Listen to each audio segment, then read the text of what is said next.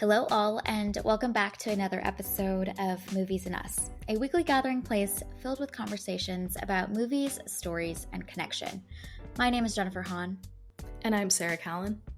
And today we are going to be reviewing the next installment in this series. We are going to be covering Deadpool 2. All right, Sarah, kick us off with an IMDb summary for Deadpool 2. Jen, I just have to let you know that some of these IMDb summaries are wild. Also, we have a lot to choose from paragraphs? this time. Are we getting? Oh, okay. Yes. Some of them have multiple paragraphs. Some of them also spoil major plot points, like in their first sentence. And I think that that's rude to do. Mm-hmm. So we have a plethora of choices, and I would like to choose, I think, the most ridiculous of the bunch, which was written by 20th Century Fox. Okay? So this was written by the studio that made this movie. Yep. Please keep that in mind. Oh man, you're not ready. Okay. After surviving a near fatal bovine attack, a disfigured cafeteria chef, Wade Wilson, struggles to fulfill his dream of becoming Mayberry's hottest bartender while also learning to cope with his lost sense of taste. Searching to regain his spice for life, as well as a flux capacitor, Wade must battle ninjas, the Yakuza, and a pack of sexually aggressive canines as he journeys around the world to discover the importance of family, friendship, and flavor, finding a new taste for adventure and earning the coveted coffee mug title of World's Best Lover. There are no words. I'm speechless. Oh my goodness. Somebody was on something very fun. Yeah. While they were writing that. This is from the studio? I have 20th Century Fox, according to IMDb. Oh. Which honestly feels on brand for this movie. Like, yes, of course they're going to come up with this totally wild description for this. It's great. It's very on brand. This is Wade writing the IMDb summary for his own movie. That's what that was. Absolutely. Let's just fuck with everyone. Oh, I love it. Wow. Every next word out of your mouth, my mouth just dropped another centimeter lower. Yeah. And lower and lower until I couldn't find it anymore. It's very silly. The jaw was gone. Yeah. Gotta love it. Oh, wow. Oh, wow. So thank you for experiencing that with me. I needed to be not the only person who read that summary. You made a great choice. There were no spoilers in there too. I try. So no spoilers, none. Well done. We're good. That was one of our most entertaining IMDb. They're usually just like, okay, cool, and moving on to our one sentence summaries. But no, we had to create a moment to appreciate. Yes. Yeah. And it makes sense for Deadpool too. You know, we're always looking for those moments of silliness that we can insert wherever possible. Oh man. Wow. Okay. Well, we're going to make a hard transition over to our one sentence summaries for Deadpool 2. What is yours? With a great budget comes even greater cameos. Oh, yes. Well done. That was great. Thank you. There's a lot in this movie. There's a lot. Mm-hmm. Okay. My one sentence summary is finally a sequel that is exceptional. Yes. Well done. Okay, let's dive into our thoughts about Deadpool 2. We will quickly share our thoughts at a high level about this movie. It came out in 2018, so we're going to keep this section short and then give a spoiler and dive right into being able to talk about everything that happens. All of the bovine attacks and whatever deranged canines, all of it that happens in this movie. So, yeah, Sarah, tell me your thoughts about Deadpool 2. Yeah, this movie is also a ton of fun. You know, it keeps that same silly, irreverent style of the first movie. You know, you see, Ryan Reynolds seems to be having an absolute blast again as Deadpool. And then in this movie, we get to see a larger part of the team, and we get to see some people added to this. And I think that those characters help make this movie super interesting. Domino and Cable in particular, and the way that they bounce things off of Deadpool and how they interact with him are super fun, very entertaining to watch. I think for me, this movie isn't as good as the first one, and but it's still a good sequel. It's still a fun movie. I'm not mad at having to watch it again, but it's interesting watching them back to back. I think I definitely prefer the first one to this one, but it's still super fun. Happy to be back in this world with Deadpool again. And yeah, we get to see him in some different situations than we've seen before. So it's always entertaining to watch him try and navigate some of those things. Yes. It's interesting that you say that you prefer the first one over the second one, because I'm flipped from you. I actually had a better time, more fun in the second movie. And one of the things I was curious about going into this movie experience is I remembered having a great time watching this the first time around. And I was like, I wonder if it's going to live up to what I remember it to be. And it does. So, yeah, I think this movie in a lot of ways, I think, takes some of the elements and components of the first movie and just ratchets up the volume even more, increases the saturation of it even more, and just it has a ton of fun. I think it plays with the score in some really fun ways that we've already seen in the first movie, but it does some more stuff in this second movie. I think the emotional arc of this movie is also like quite strong. I didn't remember the story at all. As I was mentioning in the previous episode, I had no idea what this movie was about. Could not tell you, even though I've seen it before. And I was surprised by how great the story was. So that was kind of an unexpected surprise. So yeah, overall, I think this is still a lot of good fun. I could see some folks mentioning that like this just does more of what the first movie does, which I think is accurate. Perhaps the first movie felt really fresh to see for the first time.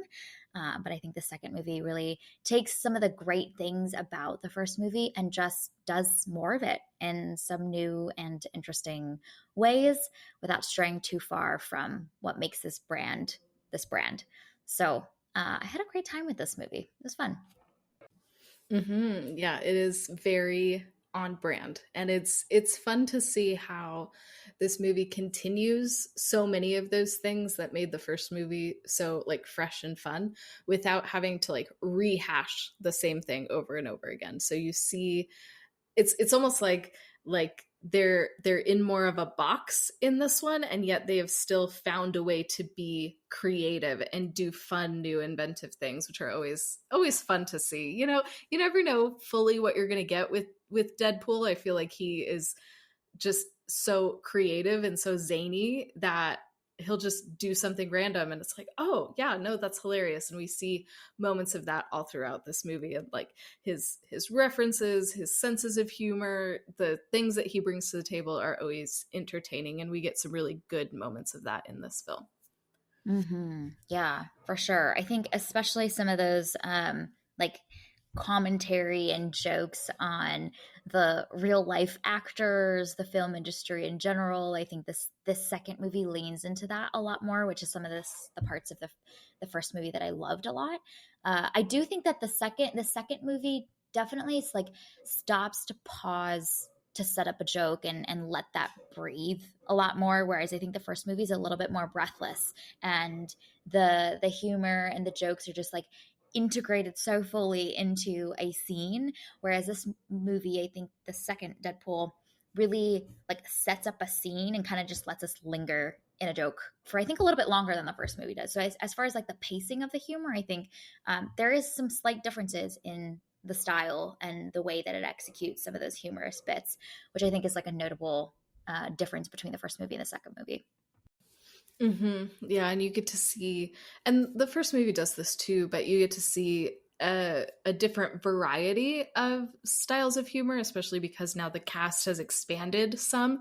And so then that gives more opportunities to play with different types of humor because you have these other actors involved as well. And that's always fun to see because Ryan Reynolds has such a specific type of humor, and Deadpool is a very specific type of humor. And so it's cool to see the way that these other styles are also able to be incorporated in this as well, and enhance the humor of Deadpool rather than taking away from it. Yeah, I think a point that you made earlier is actually quite accurate in that by introducing more characters, that Deadpool has essentially things to bounce off of now, which is probably like a really smart move for them in a sequel and to do more of this brand, this franchise, because without that, we've seen Deadpool on his own adventure in the first movie.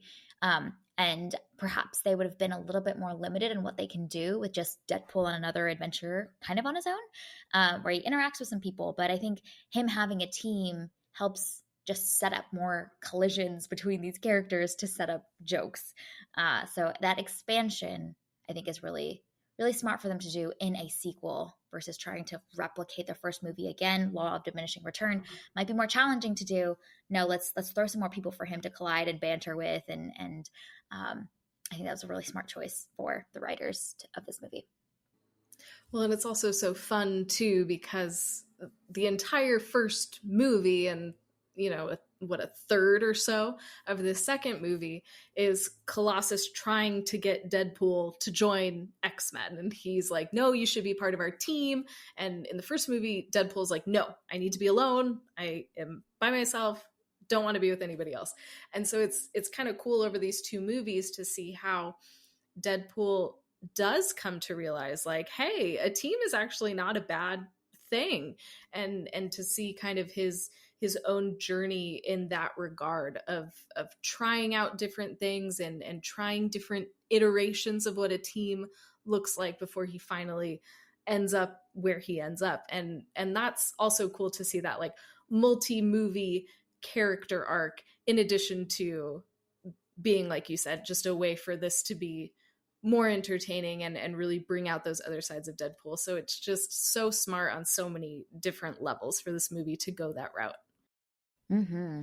And that's one thing that I was surprised by in this movie is how great the story is, and some of the choices that the story arc in Deadpool 2 take. They do this really great balance of, like you mentioned, building on the narrative arc that we went on for the first movie. And I suppose also with the rest of the X-Men franchise. I don't know. I'm not the right person to comment on that because I don't have the full context there. But like all of that backstory that we know from the first movie, they continue on forward. His relationship with his girlfriend and all of the emotional stakes there, we kind of pick up right from there. And this movie trusts that we remember all those things and are invested in those things, and can build on that and don't have to rehash that. And it's able to balance all of that with introducing new characters and new bonds that are formed with Julian Dennison's character and with Zazie Beetz' character, with Josh Brolin. Like all of them are new dynamics that are also introduced. So it's not feeling like we're doing another Deadpool #1 movie again, just different, jokes maybe. But the world has also expanded while also feeling familiar. And I think that's often a difficult balance to strike, especially for sequels in a franchise. Like you either lean too heavily on all of the previous characters or the previous things that made the first movie so great, and you don't do anything new, and everyone's like, okay, this is just a slightly worse version of the first movie that we already loved. Furiosa, hello, we talked about a couple of weeks ago, kind of falls into this bucket, I would say. And then the other side of the spectrum is you do too much new things without honoring all of the backstory and the context that we had from previous movies, and it feels just so different. And so that really delicate balance between keeping it familiar, building on the arcs of the previous movies, while also introducing a little bit of a world expansion so that we get something fresh that we can sink our teeth into. difficult balance to strike. And I think Deadpool 2 does a really good job of that as a sequel in a established franchise where the first movie is so loved. Yeah, it's that understanding of who Deadpool is, what this franchise is, and the tone and kind of the heart behind it, and keeping that intact while still adding other elements. And I love that the other characters and the situations that they find themselves in really help expose different sides of Deadpool that we maybe haven't seen before. And Deadpool, sure, he's fought a lot of dudes, been in a lot of dangerous situations, but we're also seeing some of the emotional and personal things that he is dealing with, some of his own insecurities and all of these big feelings that he's having to process through that we didn't get to see in the first movie because he was just so focused on his goal of revenge. And sure, he was feeling big feelings, but those were all kind of underneath this seeking revenge and seeking vengeance. And in this one we get to see him actually like processing through some things and even overcoming some things himself. And that's also just cool to see this character evolution and his emotional maybe maturity over these two films, which is pretty impressive to fit all that in while you still have all of the joking and the banter and the silly moments and all the violence and all of the things. So this movie is accomplishing quite a bit in just 2 hours.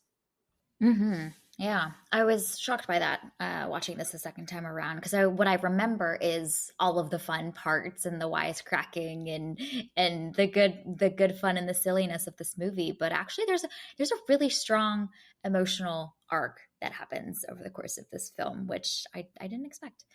Maybe this is where we can include a spoiler alert. So if you haven't watched Deadpool 2 yet, we recommend checking it out before continuing to listen to the rest of this episode. Okay. Where shall we dive in next? Anything that was particularly noteworthy for you, especially watching this perhaps second or maybe even more times that you've seen this movie on this most recent viewing? Yeah, I think this time it was so interesting watching it so close to the first one.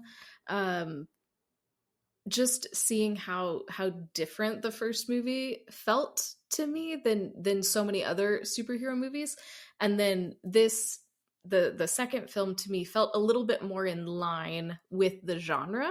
Of course it's different, it's still like irreverent and silly and all of these things that we don't always get in the superhero genre, we don't get as much as we do in Deadpool.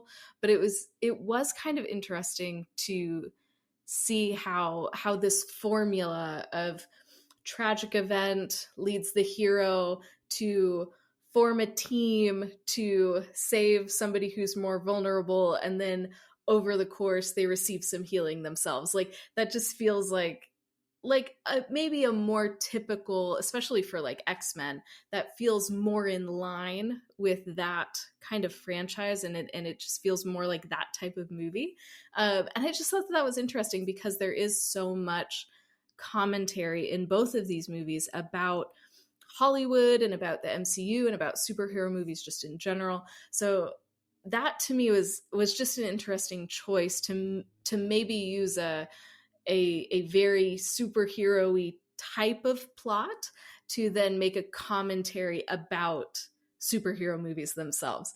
It's just an interesting choice, and I mean it's effective, but that's just something that I've been thinking about a little bit after watching it.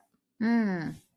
Yeah, it's a fascinating point because there is something that's warmer about Deadpool 2, for lack of a better word. I think the themes are definitely much more tender, much softer in nature than the first movie, which, like you mentioned, is like purely like a revenge film. And then we get that like emotional satisfaction of him being reunited with his lover by the end. But for most of the movie, he's pissed and he's out for blood. You know what I mean? And he's going to find the dude that put him in this state. I think the first movie's arguably like a lot darker. There's a lot more scenes where we're seeing him get tortured. The violence even is, I think, a little bit darker and more gory.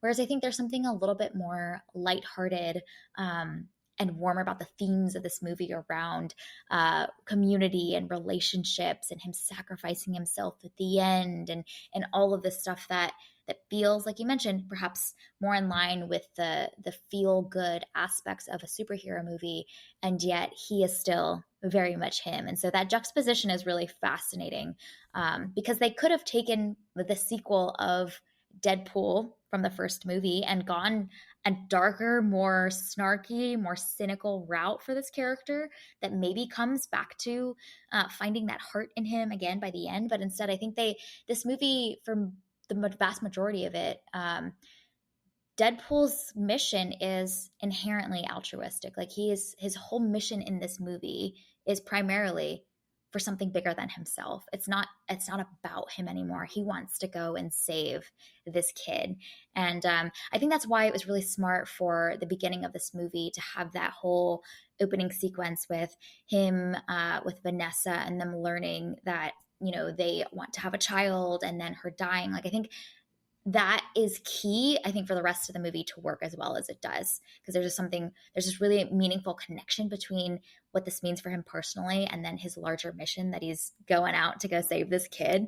I think that connection is really, really interesting and really meaningful. And without that, it kind of feels like a big shift for the character to go from I'm out for blood to I'm about to go save a child. And having that key event of him losing Vanessa, losing the potential family that he could have built, I think the whole movie rests on that opening sequence. Yeah, absolutely. And I mean, from the beginning of this movie, Deadpool does set it up that it is a family movie. He even says every good family film starts with a violent murder. And he stays true to that all throughout, that this is a family movie. So there we go. It couldn't be all about revenge because it's a family film. And it's what he tells Russ at the end, and we get that shot of them all walking into the sunset together. Yeah. Just giving us all the feels. Yeah. Feels. Absolutely. It's heartwarming. It's life affirming, everything you want in a family movie. Yep. Just a lot of raunchy jokes on the side to just really add some spice into this family movie. Not your mom, not your grandma's family movie for sure. Creating a lot of fodder for really awkward conversations amongst family members. Yeah.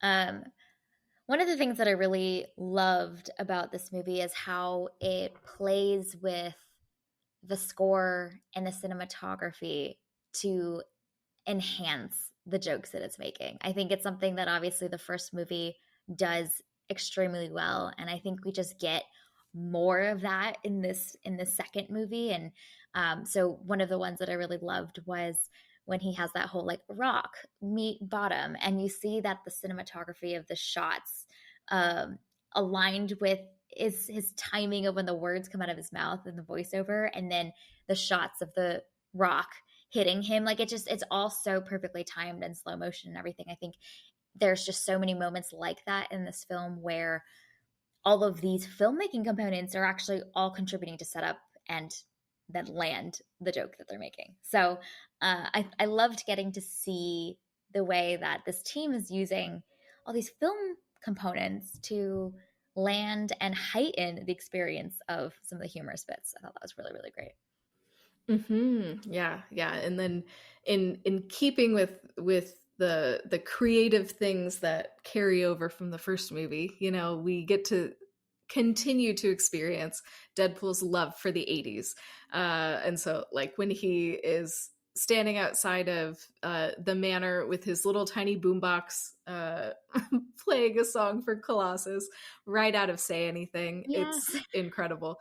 So I love all of those little yeah, that was so funny. I loved all those little pop culture references because that was such a big thing in the first movie. And so again in Deadpool 2 we are going on a whole scavenger hunt once again. And so it's really, really fun to just pick up on those little things. And we get to see his love for Yentl in this movie, which is just so fun. In the previous movie, we got to see his love for Rent and Bernadette Peters, and then in this one, it's Yentl, and that's just also a joy to see, because I wouldn't have pegged that to be in a Deadpool movie, and yet here we are, and it still makes all the sense in the world. So again, the way that this movie is able to continue to deepen our understanding of this character and expand this character while still keeping it in doing it in a way that makes sense for who this character is already established to be is quite impressive.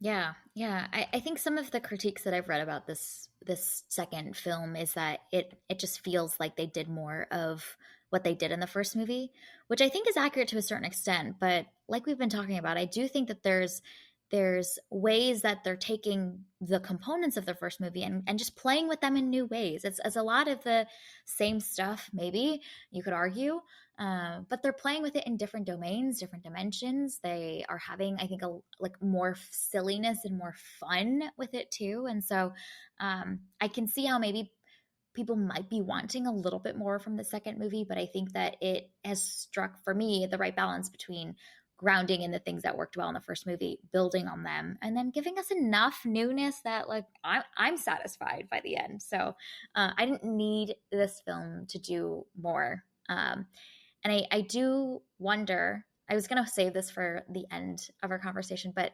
I do wonder what they do next in this film that's coming out in July, especially because it's now him and another character, Wolverine, which I'm curious, just in general, your back context for Wolverine, and it sounds like you followed a lot of the X-Men movies, but I think it's smart for them to again change the structure of how we're going to continue to see this character, and he's now going to be co-starring in another film. Like there's a lot of fun that they could potentially have there, and I think not choosing to do like Deadpool 3 with just another movie with him. It's just some fascinating like choices for this trajectory of this character and this brand. So I'm curious your thoughts on kind of looking to, we've been doing our homework with watching these two movies in anticipation of the next one that's coming out. And I'm curious your thoughts on the way that might bring out, like we've been talking about, different aspects of this, who this character is, or like, is this an iconic pairing that people have been waiting for? Like what is the backstory with that team up movie? Yeah, from what I've read, because I haven't read any of the comic books, but from what I've read online, this is a very iconic team up that people have been wanting. And I think what is kind of amazing about this movie that's coming out is that Hugh Jackman had said that he was done playing Wolverine. He was in Logan, and that's referenced in this movie, and he was done. He spent so many years playing Wolverine, and he was just like, I'm finished. And from what I read online is he loved the first Deadpool movie, and so he wanted to sign on to this project, and he wanted to be a part of it, and just understood like the vision for this franchise, and wanted to do this for the character, but also for the fans, because people have been wanting this. And so I think that's also really exciting to see some of these actors. Ryan Reynolds is the same way, like who love these characters and want to do them justice, but also want to do well by the fans too. And I think that there's something to be said about that. And I think that's something that makes the Deadpool movies kind of special, is that there seems to be an even greater level of care that the creators are using in making these movies, and honoring who these characters are from the comics, and really trying to put on a good show for the fans. And I think that that's really, really cool. So that makes me excited for this next movie, especially just to see Hugh Jackman as Wolverine again, because we weren't supposed to have another one of these movies. So it's very exciting to see him suiting up in it again. And then I also think, because Wolverine has a very different persona, obviously, than Deadpool, is a very different character, is much more serious, no nonsense, like is not going to put up with any kind of crap from anybody. Like he is more of like that tough guy. And then as he got older, he was definitely more cantankerous. So it's going to be really interesting how this fits in with all the timelines. But it's going to be fun to see Wolverine and Deadpool together, just because they are so different. So it's almost like the Cable Deadpool relationship, but I was thinking about that. more, you know. Mm-hmm. So I'm excited for that, and I think it's also just fun because in these first two Deadpool movies, there's been so many references to Hugh Jackman and to Hugh Jackman as Wolverine. So it's going to be fun to see, and I don't know how much they're going to incorporate it into the movie, but like Deadpool and his idol almost, and then if his idol is Wolverine, that's just going to be, I don't know, Mm-hmm. that's gonna be one of those like maybe don't meet your heroes kind of situations, but then they team up. So it's gonna be entertaining and so much fun. And I'm excited to see these personalities together. Mm-hmm. Yeah, and it was fascinating to see in the mid-credits scene of Deadpool 2 them have that scene, that little interaction between Deadpool, I think killing his like multiverse version of him or something like that, and meeting Wolverine. Yeah. It's like, was this in the plans the whole time, six something years ago, or was this just No. happenstance? Like we just, like this was perfect, the perfect setup. Uh, Yeah, so that's footage from uh Wolverine Origins, whatever that movie title was, that is just kind of an abomination, especially to Deadpool, but it's not a very good movie. But that scene is from that. And they cut it together from the movie and from like the other footage that they had captured while filming to piece that together so that they can include that. Because Wade slash Deadpool was in that movie, but very different. He looked like that in the movie with his mouth torn or sewn shut, and then he had katanas as hands. I think it was not a good movie. So that's one of the reasons why mhm. they wanted to make Deadpool so good, is to make up for that movie. And so then it was kind of satisfying to see him just fix the timeline, nix that. Yep. We can all pretend like that movie didn't exist, and then just keep going on this trend from here. The other funny part in that, when he's fixing the timelines, is presumably Deadpool murdering Ryan Reynolds so that he doesn't make Green Lantern, Mhm. which is also just very funny. And there's so many jokes in the first movie and the second movie just making fun of the Green Lantern, which was also a very bad movie. So I just, again, love that these movies are constantly like poking fun at Ryan Reynolds, but also poking fun Mhm. at superhero movies, while also in some of the cases furthering the plot. So once again, very Mhm. smart and funny decisions. Mm-hmm. And that's one of the things that I love that I think the second movie does a lot more of is those like little moments where Deadpool Wade breaks the fourth wall and looks into the camera and it's like, that's some lazy ass writing. You know what I mean? Like that is the kind of stuff that I think makes this really fun because it creates this like camaraderie with the audience immediately. You're like, oh, so you're where to. I think it's the scene where Cable's talking about how he only has two charges, one to get me here and one to get me home. And that's the scene where Wade looks in the camera and is like, well, that's just some lazy writing, and he does that again and again throughout the rest of the film, but it's kind of like the film is aware of and acknowledging and then making fun of its own intentional flaws and the things that it knows that we as the audience have seen a million times in other movies and also get frustrated by. Like there's this sense of feeling seen as a viewer and group of people that are watching and experiencing the movie that I think makes for that feeling of connection to this brand, to this character. And I think that's also funny because in the opening credits this time the writers are listed as the real villains. And so of course, like, they kill off Deadpool's Yeah. girl. So like obviously that is a moment of villainy. But Hmm. then there are all of these moments throughout where Deadpool is making fun of the writing, and I think that those things all play in together. Because there are so many moments like that where he's pointing out like, oh, that's convenient, oh, that's lazy writing, and so it makes sense. In this one, the writers are the villains. Well, and it actually connects to something that you mentioned earlier, which is that this film follows perhaps a more conventional structure for this genre or this type of film, and perhaps that is also that very intentional choice so that it can set up these jokes where the film is making fun of itself, yes, but more so itself because it's making fun of this type of movie in general. You know what I mean? And these like random details and rules that like feel like they add stakes immediately, but also like why does it have to be that way? I don't know, because some it was just written that way to create that sense of stakes. That way that movies do that, the film knows that we get frustrated by it. And so it's all tied together in perhaps the structure and type of story that is being told here as well. Yeah, it's that self-awareness, but Mm-hmm. is being revealed through jokes, and I think what a great way to do that. Yep. Yep.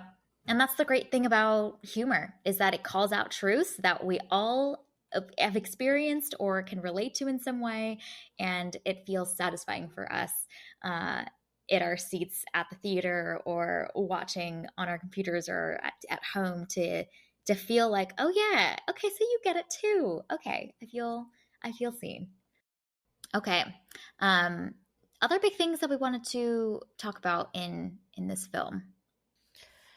Yeah, I want to give a shout out to Zazie Beetz. Mm-hmm. She was the person who I remembered most Mm. uh, about this movie, and she is my favorite character in this by far. I just love her. She's wonderful, and I think what is so impressive to me about her performance is that she can hold her own with Ryan Reynolds while he's being in his like witty, fast pace, like all over the placeness. Like she is able to stay in step with him, which I imagine not a lot of people could do.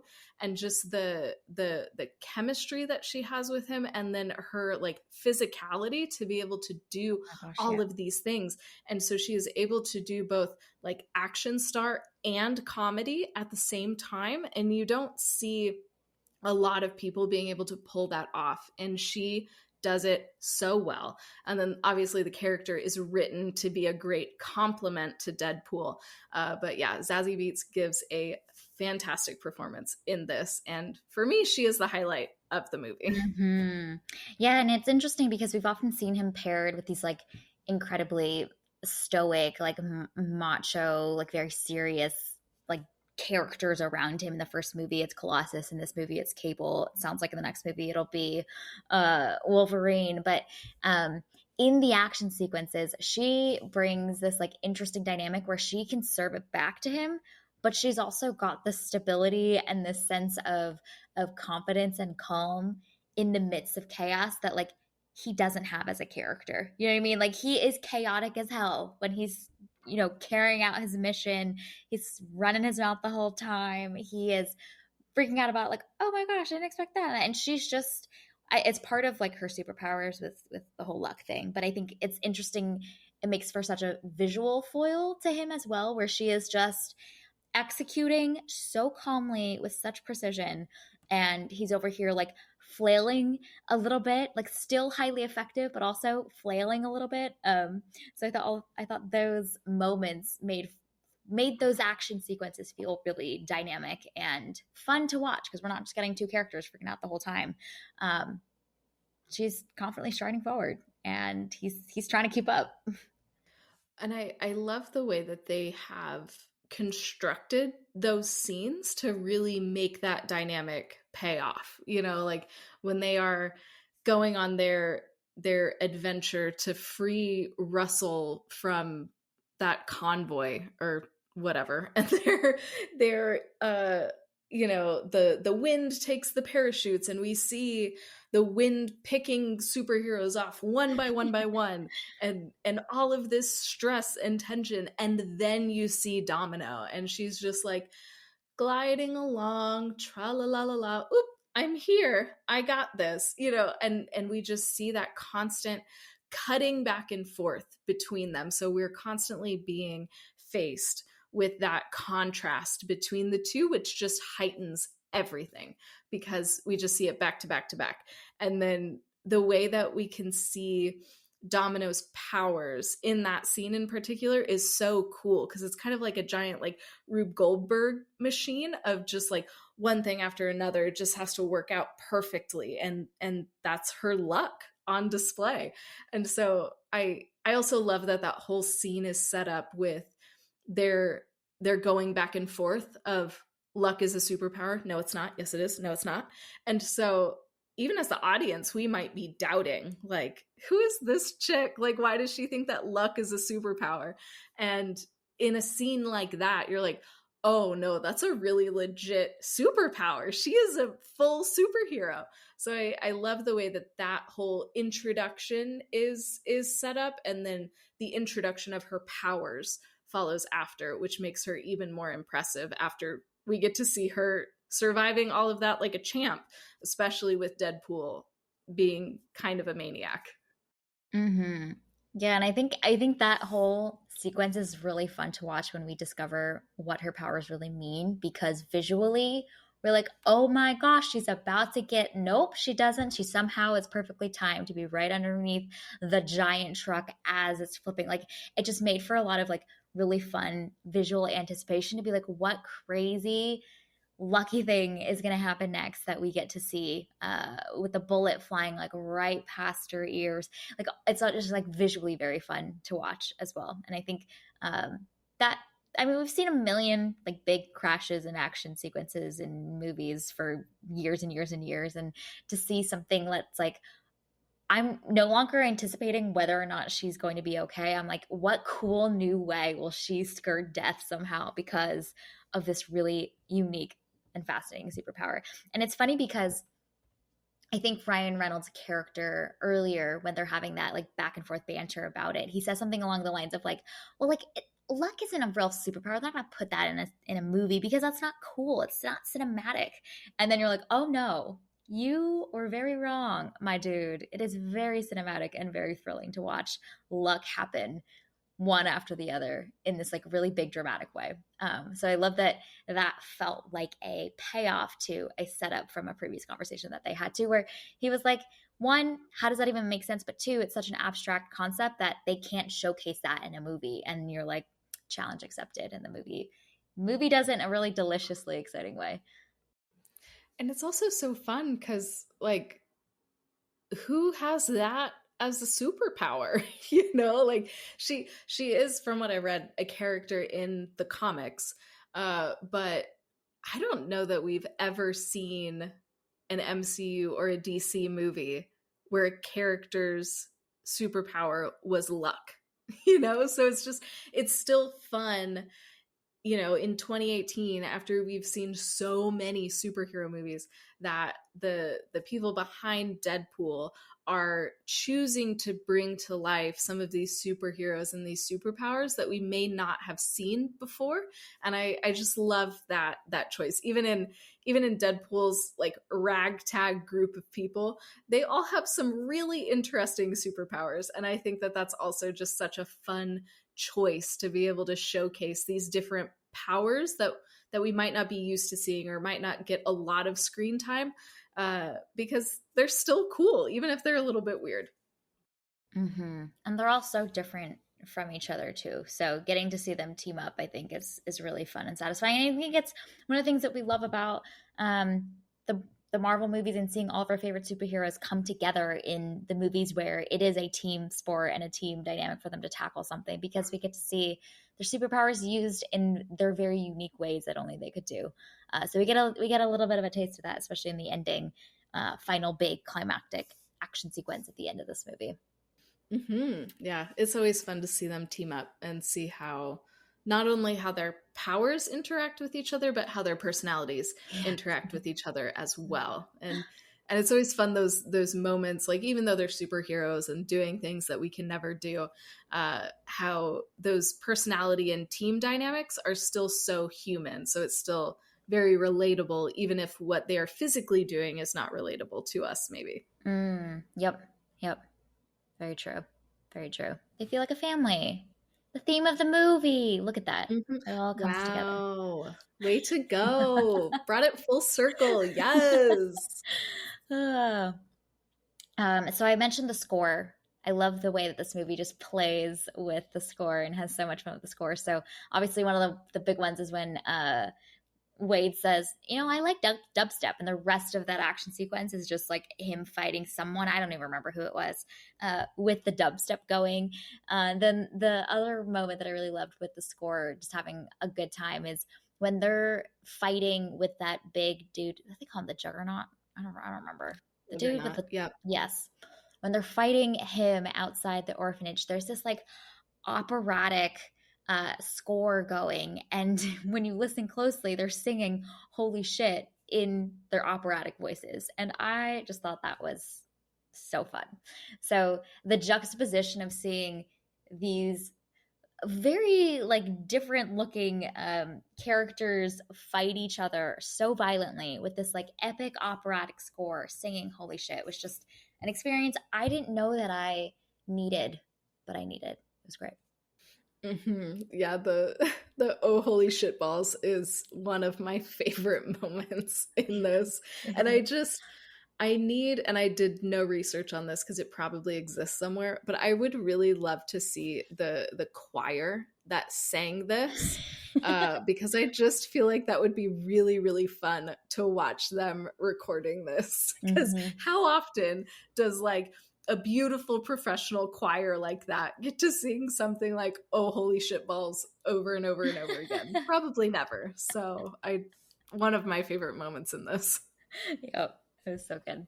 So good. And honestly, the first couple seconds, I'm so distracted by the action unfolding on screen that I didn't even notice it until you listen a little bit closer and you're like, are they singing what I think? Yep, they are. Okay, here we go. Love it. But I love Yeah, that those because it details aren't really in your face. It's like very quietly in the background, you know? well, because the melody and just that type of music, we're used to, an operatic score, or this Another choir language. coming in, Yeah. yeah, just in these intense moments, and we don't necessarily expect there to be words, or maybe not necessarily words Profanities. that we can understand, and so it takes a little while for that to register, because at first it's just setting the mood of, Yep.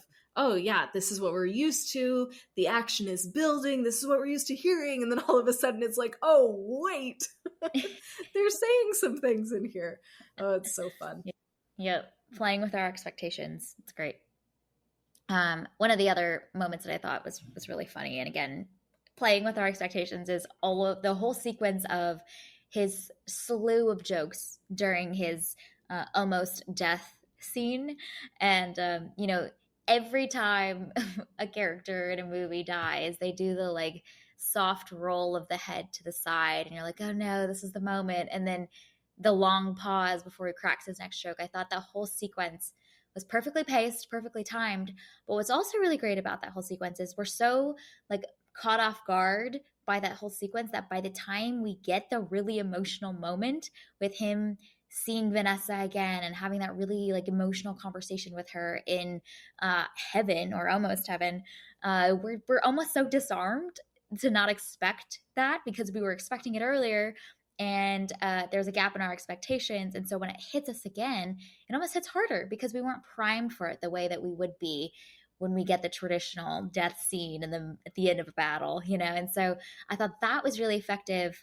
Just the jokes in of themselves, those humorous bits were really fun, but at a larger level, its ability to set up and prime us unexpectedly for the emotions that are coming right after it, I thought was just a really great use of humor as a disarming factor for us to really experience the full extent of the emotions in the next scene that immediately follows. So I think that whole progression was just so well written. Mm-hmm. And in there, is Tomorrow is playing from, what is that, from Yeah. Annie? Yes, from Annie. Which is again that juxtaposition of, you have this bright, sunshiny, hopeful song being sung by a child, and it's this really like dramatic fight, and Wade having a sacrificial moment all at the same time. It's that juxtaposition that I think is really funny, but then of course is kind of like a quick foreshadowing of what is going to come next, of Wade will actually have a tomorrow now. But yeah, I loved that juxtaposition to kind of set up this humorous sequence that we go through. Yeah. And I think this movie is, and the writers of this film are so smart to also not have every scene littered with the jokes and the humor. Like that whole sequence and conversation that he has with Vanessa, it's quite emotional. And they crack a cup, like there's a little bit in there, but for the most part, they know when to lean in and hit what chord with us when. And I think that restraint is also really, really wise for the film to give us the emotional moments that are pure and then throw us in the next one where we're back with our dude who's doing his thing again. But for this character to work, he can't be wisecracking and lighthearted and so silly for the entire movie, because then he's not fully human. He's fun, but we might not have that connection with him the way that we do when the movie knows to give us those moments to breathe, to lean into this emotion. It doesn't even need to be that long, but to protect those moments, I think the film does an incredible job of. Mm-hmm. And it's interesting because in the first movie we see like anger as the emotion that we get to see from Wade, and then in this one it's more grief and sorrow, and obviously there are moments of like love that he and Vanessa share in both of them, but it's kind of interesting how each movie almost focuses on a particular emotion, and the way that the jokes and the silliness kind of revolve around that or sometimes mask that, I think is kind of fascinating. So again, it's this like deepening of this character. We've seen angry, vengeful Deadpool, and now we can see like sorrowful and almost out for redemption Deadpool, and it's still in line with who Deadpool is. It's just seeing a different side of him than we've seen before. And so it does make me interested to see what we will see in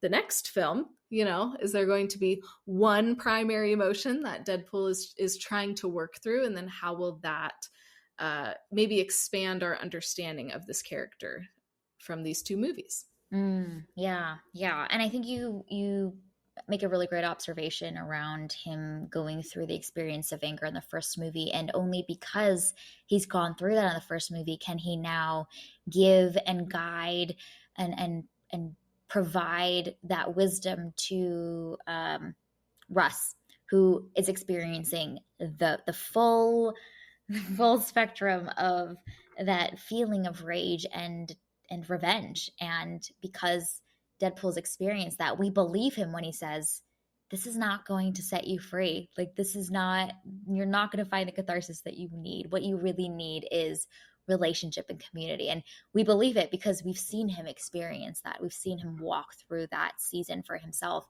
So he has the credibility, he has the experience to really share that and guide this younger kid through that experience, because that really emotional scene where he's like, I can relate to you, we're like, oh no, he really can. Where sometimes in movies I feel like those scenes happen, you're like, okay, but like, I don't know if you can, but I'm guess I'm supposed to believe you that you can relate to this kid. And I think with the building of the second movie on the first movie, we really do believe him when he says, I've been there, I feel you, I understand what that feels like. Look at Deadpool learning emotions, learning how to deal with his big feelings, learning empathy. I mean, this is really great. Yeah, indeed. It'll be fascinating to see what they do with him next, because I feel like he needs to go through something. Something's got to happen to set us onto a new trajectory. I feel like these two movies told a really great story and a great arc, and I wonder what that will propel us into for the next thing that we get to see him deepen and grow in. We shall see very soon. Mm-hmm. In a Yeah, couple of very weeks soon. here. It's exciting. Mm-hmm. Yeah. Yep. Yep. All right. Any other thoughts before we wrap up? Okay, I have a bunch of little things. Okay. Okay, where to start in my notes? Okay, I think it's funny that you know the phrase like you brought a knife to a gunfight. In Mm-hmm. this movie, Deadpool brings a butcher block filled with knives to a gunfight, and he also brings a brick to a gunfight. And I thought that that was really humorous to kind of like Play with. spin that Yeah. on its head, and just his creativity in, oh, this is a gun battle. You know what I need? I need a brick. That feels right. Yes.